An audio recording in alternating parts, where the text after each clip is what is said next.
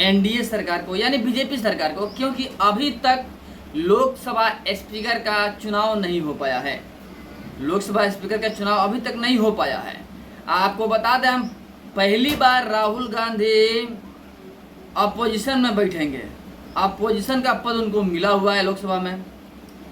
राजीव गांधी और इंदिरा गांधी के बाद गांधी परिवार का कोई शख्स पहली बार बैठा है अपोजिशन के पार्टी में, यानी अपोजिशन बन के बैठा हुआ है लोकसभा में, वो है राहुल गांधी।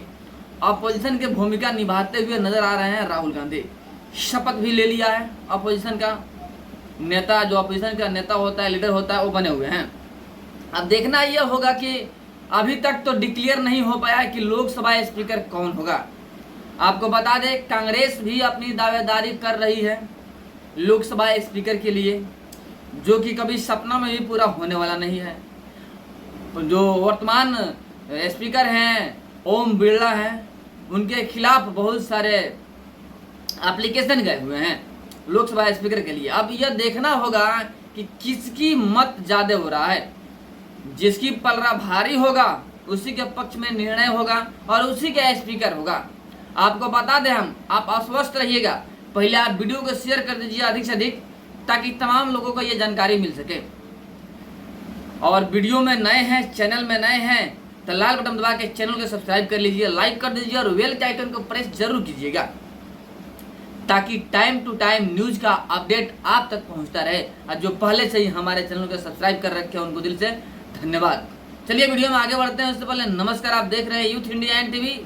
अब मैं हूं आपका दोस्त राजा पांडे।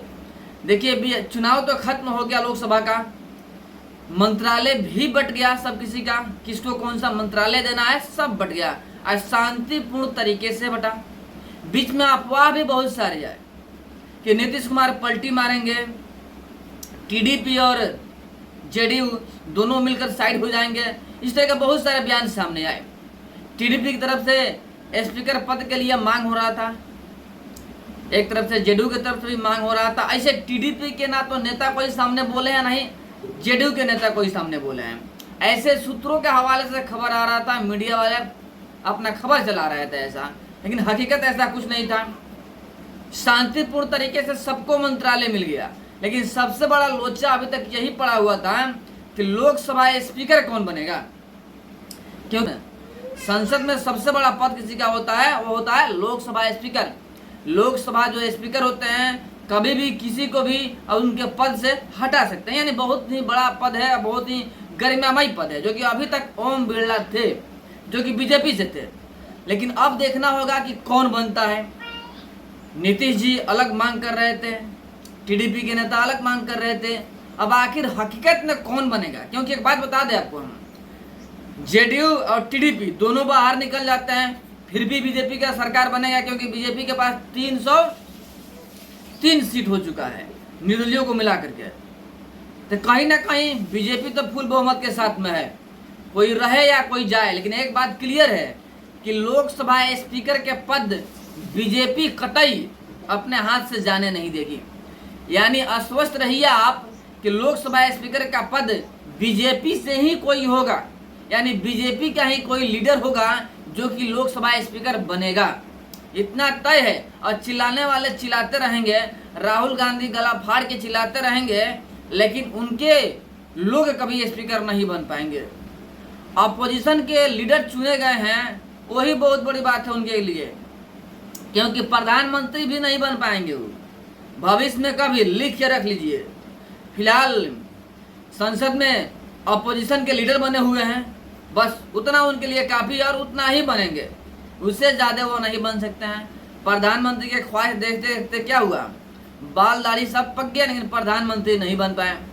शादी नहीं कर रहे थे कि प्रधानमंत्री बनेंगे तब ही करेंगे ना, लेकिन अब शादी भी करने वाले हैं, क्योंकि वो भी समझ चुके हैं कि प्रधानमंत्री के चॉइस में हम बूढ़े हो जाएंगे और शादी भी नहीं हो पाएगा, तो शादी करने को तैयार हो चुके हैं।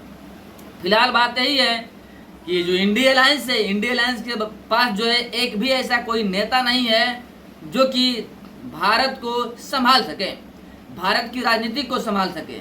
लेकिन बीजेपी के पास तो कई बड़े बड़े चेहरे हैं, जो कि भारत की राजनीति को संभाल सकते हैं और बीजेपी उसके सपोर्ट में लोग खड़े भी हो जाएंगे। हमने क्लियर कर दिया कि लोकसभा स्पीकर का पद किसे मिलने वाला है। नाम क्लियर नहीं हो पाया ना, लेकिन इतना समझ लीजिए बीजेपी से ही होगा। चलिए, जो खबर था आप तक पहुंचाने का कार्य किए हैं, आज जैसे हमको पता चलता है कि लोकसभा स्पीकर कौन बना है, आप तक पहुंचाने का कार्य करेंगे। चलिए फिर मिलते हैं आपसे बड़े अपडेट के साथ में, तब तक के लिए जय हिंद, जय श्री राम।